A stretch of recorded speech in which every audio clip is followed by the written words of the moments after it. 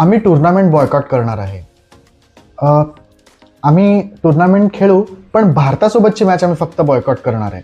हा सगळा ड्रामा करून झाल्यानंतर आणि सगळं संपल्यानंतर फायनली आपण खेळाकडे वळतोय. आज भारत पाकिस्तान मॅच होत आहे.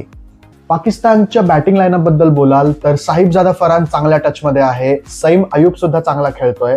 बाबर आझम एक मॅच चांगली खेळली होती आणि त्यांचा ऑलराऊंडर फहीम अशरफ त्याने सुद्धा एक मॅचमध्ये पाकिस्तानला जिंकून देण्यात महत्वाचा वाटा उचलला होता. पाकिस्तानच्या बॅटिंग लाईनअप पेक्षा त्यांची बॉलिंग स्ट्रॉंग आहे. क्वालिटी स्पिन अटॅक आहे पाकिस्तानकडे. 5 स्पिनर आहेत आणि सगळ्यात जास्त सगळीकडे सध्या बोललं जात आहे ते आहे उस्मान तारिक बद्दल.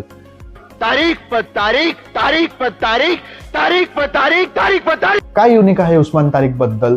उस्मान तारिककडे व्हेरिएशन्स आहेत.